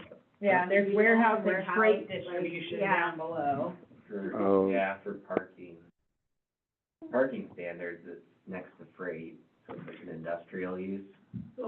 Yeah, so down at the bottom, there's warehouse and freight distribution, and that's conditional in C3 north only. And then, yeah, otherwise, this is C3 south. I suspect that was It's when for Crazy Crazy Creek, Creek. yeah. Yep, that's exactly it. But wouldn't that be freight distribution? They just use that as their warehouse and distribution point, but. I feel like we could strike this and it would be included in warehouse and freight distribution. Yeah, you're saying strike the distribution line. Uh-huh. Yeah, Yeah. I agree. And then have it conditional in Under both freight and C3 south distribution. and north. Totally unnecessary. Yep.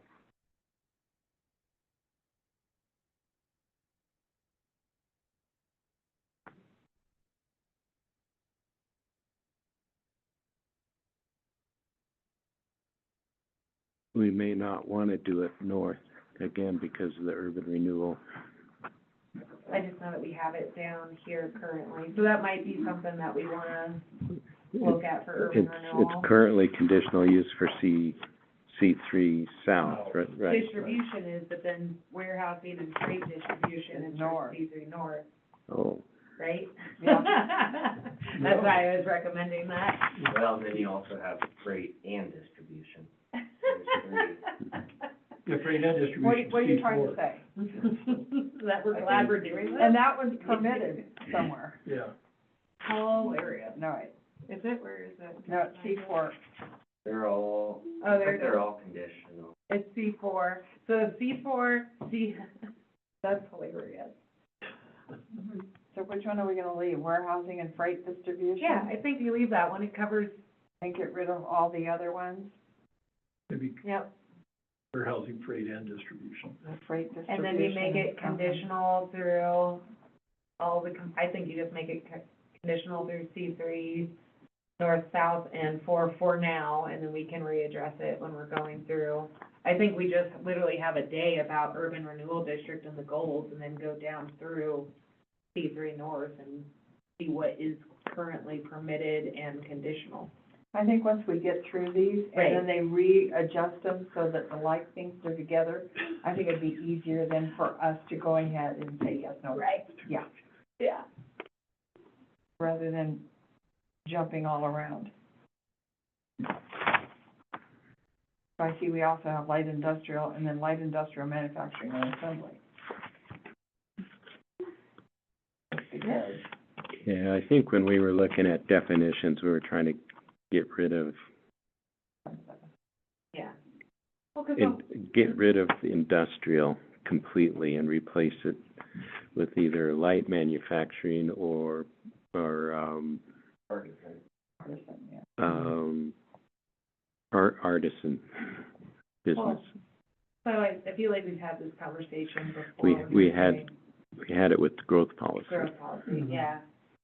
And wouldn't it be getting rid of light manufacturing and calling that artisan and then keeping light industrial? I think that's, light industrial is a little bit different. Manufacturing is you're putting things together. Right.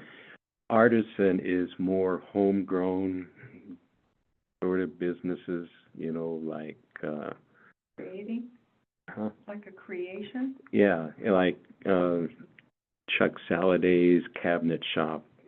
Yeah. Even the spoon factory up at the airport would be artisan. Like Earlywood, Yeah. What's that? Earlywood, Yep. That's the spoon So shop. different from creating versus putting things together. Well, it- Well, That's creating, assembly. it's artistic manufacturing is basically what I'm hearing. the reason, So- the reason I brought up artisan is because when we were researching definitions, looking at some of the other communities, Missoula and Bozeman, I think were a couple of them, maybe a couple others where they use the term artisan as opposed to industrial, or trying to. Often. Well, I think of specifically like something that's really not artisan, that would probably fall more into industrial, like laundromat, laundry facilities. You would have, I mean, it could just be simple manufacturing, it could be shipping and receiving, I don't know, I feel like we just talked about with a marijuana shop, like chemicals there, or, you know, if a lab came into town, if we had an eco lab versus having to go to Billings to get our water tested. Like, there's certain things that I feel could be an addition to the community that would fit more in that industrial. I am A-OK 100% with artisan definition and keeping that throughout, because I do think that there is very much a difference between the two, but I don't want to get rid of industrial.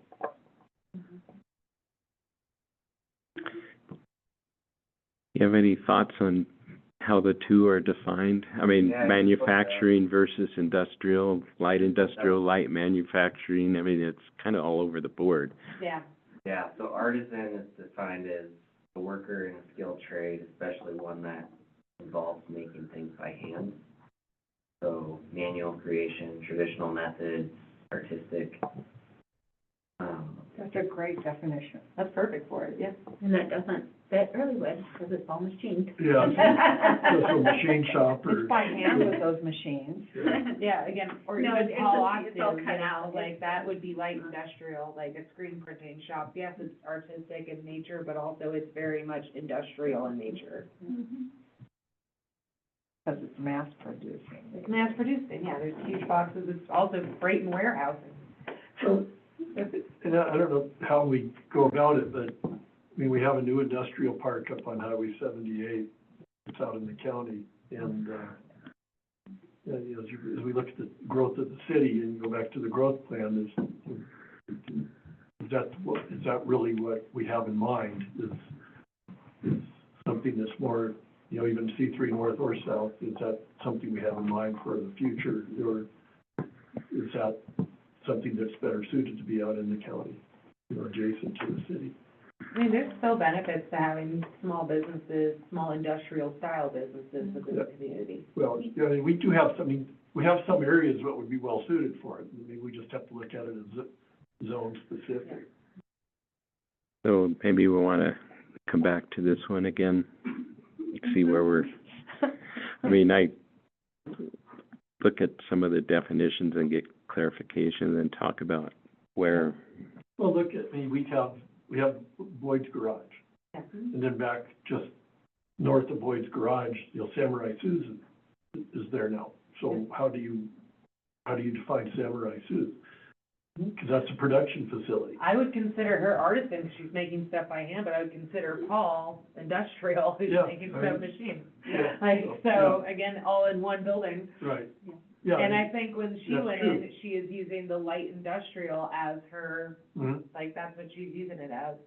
And I bought the lot right next door, and with the intention of light industrial there, Right. that whole block is light industrial. And, you know, again, technically, we could be artisan, we hand-fold laundry. I think that, we talked about this, I used to be on the Economic Development Board, that's no longer, I mean, this was like 20 years ago. And we really were trying to push the city to kind of open the doors to more light industrial, because a lot of those light industrial businesses, it's like zoned for them, create good paying jobs. So that you're not just reliant on tourism, and you Yeah. don't wanna just push them out of the city limits. That's You good wanna thinking. have a place for them, Yeah, especially in 'cause case, you never know what's gonna come in, you know, it could be some high-tech, you know, computer type thing, you Yeah. know, and that's a light industrial, you know, and they're gonna pay $100,000 a year for people. They're versus also year-round, $50. they're Yeah. year-round jobs too. Right. Not So seasonal, just- you know, so. exactly. There's one thing about how the city looks, there's another thing, is like what, you know, like economically, think about what could go into these places. Well, I think it's zoning zone specific. There's some parts of town that it fits really well with. And as I've mentioned before, I don't necessarily care what you do between the walls. I care, like, you can make it attractive from the outside and have a good persona and a good image and a good aesthetic for the community. And on the inside, you could be running cyber scams for all I care. Like, it's, you know, please don't, preferably. But like, what I'm saying is, like, if we don't know what's going on between those walls, does it matter? Like, we wanna help encourage the growth of our community in a well-rounded way. We want it to look good doing it. That's kind of the place of the planning board. We wanna make sure it's safe. Mhm. And to me, that's what we look at, and that's where those additional criteria points come in, is like, you have rules for how you look, and you have rules for how you can interact with the public around you.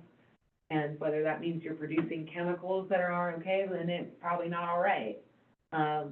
If it's, you know, What I'm hearing is just to really be, I mean, right now, I guess the reason we went down this path is we really didn't have any clear definition of what was meant by light industrial. The Yeah. impression was it could be something that we wouldn't want. I mean, scale, I mean, it's a question of scale. You make a good point about a question of looks, and that gets into, yeah, you can make something fit well within C2, which is mixed zone for mixed uses, which, yeah, the intent was that the mixed uses down there would not be heavy industrial, would be, whether they use the term artisan or light industry, doesn't really matter, but, you know, artisan just seemed to be a little bit more clarifying to me, but I'm okay with it if we just can define what the hell we mean by light Agreed. industry, and so that somebody comes in with something that's totally inappropriate and they call it light industry, we have some basis for saying, Well, I think there's some definitions out there, because we all can, when we think heavy industry, we think like, you know, the refinery, you know, things like that, and obviously we don't have any place in our town for that. Yeah. Light industry, to me, is like creating and manufacturing anything. Yeah, so I looked up a definition, and so artisan usually falls under light industrial. Funny Of course enough. it does. Yeah, no, I mean, that makes sense, Yeah. like, Yeah. But the definition would be, describes manufacturing and industrial operations that do not cause significant environmental or nuisance impacts and are typically compatible with nearby commercial or limited residential areas. see, that's perfect. Yeah. That's what light industrial is. And then, That's perfect. again, I like the idea of having like a subcategory being artisan, because there's gonna be certain spots, like, I think it's more appropriate to have artisan shops downtown and in the community entrances versus, like, I think it would be a priority almost, like, that would be an absolute. That's preferable, but also at the same time, I don't think I've made myself pretty clear on that, where I think that everyone should feel included. And I worry that artisan, though I like the definition and I like what it brings more, I think it would be off-putting or misleading for general folks if they don't have that definition. Like, if I read artisan, it's like, shit, I'm not making bread. Like, Yeah, well- that would be my concern, is that I wouldn't feel like I fit that mold.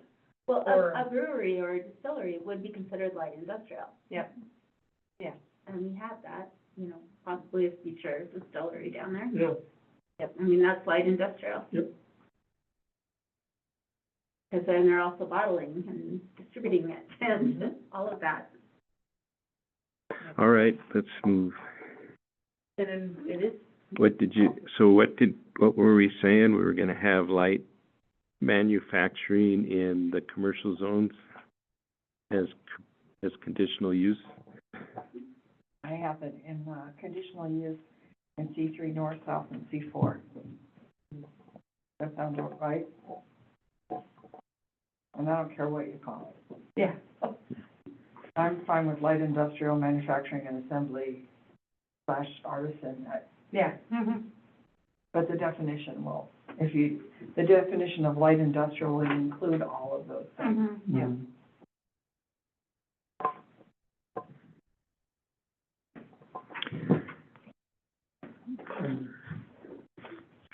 So it's After we 20, met that. would you say? So is there another, so are we still on light industrial, or is there another one that includes manufacturing?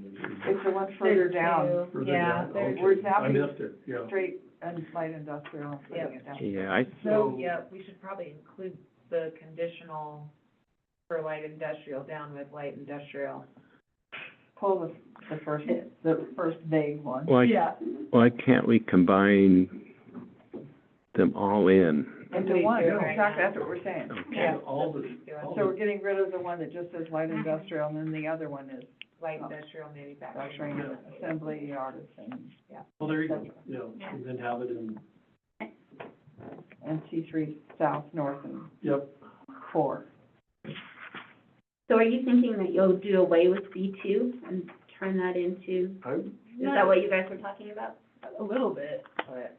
I mean, because I just want, why wouldn't you include C2 and these, or unless you're going to do away with it? We just did, Oh, okay. yeah, like, I thought we did. No, they said C3, C4. C2, C, I, Oh, did you? Yeah. Okay. Okay, I thought we just did. I was thinking, never mind, you're fine. I apologize.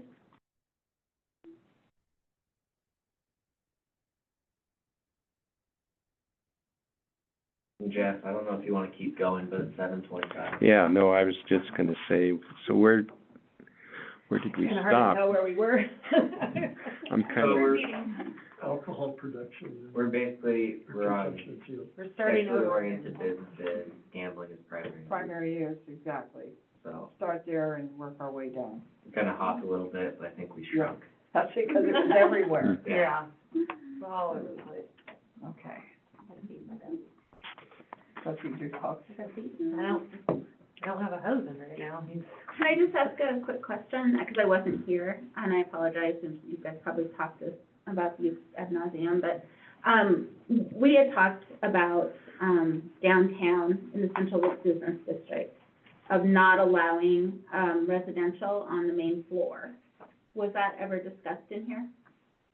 It has been discussed, and I made a note about that too, when we get into, the table of allowed uses. Yeah. Because, Okay. we're not fond of having residential on the main floor. Yeah. Well, in downtown, in the central In the business central yeah, business that's district, not the point central of that. historic business Business district. Yeah, It's not, that's not the highest and best use. right. Yeah. And we know that we have one, but like Tom says, he could get rid of his parking lot and turn it into a really nice house there, with flowers out front, because we don't have any rules against it. Right. Sure. Well, and the other thing that that was mentioned was, like, we don't really want someone to come and buy one of the downtown core buildings downtown and turn it completely into residential, Residential. whether it's short-term or long. We need long-term rentals, but do we want them, between 10s and 11s, like the whole building, all of a sudden, the whole building's residential? So, And again, I think it was discussed when we were first that was one of the first items that we discussed, and I'm pretty sure we actually did change that in the zoning in C4. We haven't it's Mhm. all permitted permitted. zoned anything, Yeah. No, it's all permitted. but I did put it in the allowed use table, residential on first floor. we should come back and visit that, for Yeah. sure. I just know it's always been an ask of the downtown business owners to, Yeah, before we do end up with the whole building of, Yeah. or people all living in the main floor of the building. That's the primary use, or whatever. Thank you, I'm sorry. all right, let's see, public comment on items not on the agenda. And Oh, I we've lost our public. don't think we have that, so written correspondence, staff communication and update.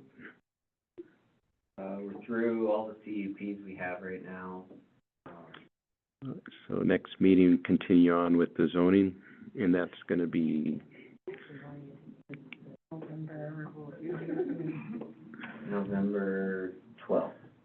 12th? Are we going to meet the, Wednesday night before Thanksgiving? Yeah. Wow. It is? I think so. That was my question. 12 plus 14, yeah, 26. Oh, wait, what's the So 12 of November and then the 26th, which is, like Sandy said, Wednesday before Thanksgiving. yeah, we may want to maybe not have the 26th meeting. Oh, we have that. Yeah, I think. I second that. That, Right. I think we can do that, can't we? Yeah, I think last time you guys took a vote on it as a board. Do we have to vote on it? I think you guys did last time, so now. Put it on the agenda. Yeah, let's, just to make sure, we'll put it on the agenda next meeting. Yeah, you might want to review both, November and December meetings. What is on our admin Oh, agenda, yeah, and it'll be that's on the council true. agenda. To decide if we're going to cancel the meeting or leave it. Both December and November. November and December Or we can meetings, have it. please. Because they're coming into the holiday Yes. season here. Any other, anything else, Greg? Anything else from the table? Thank you. Thanks, everybody.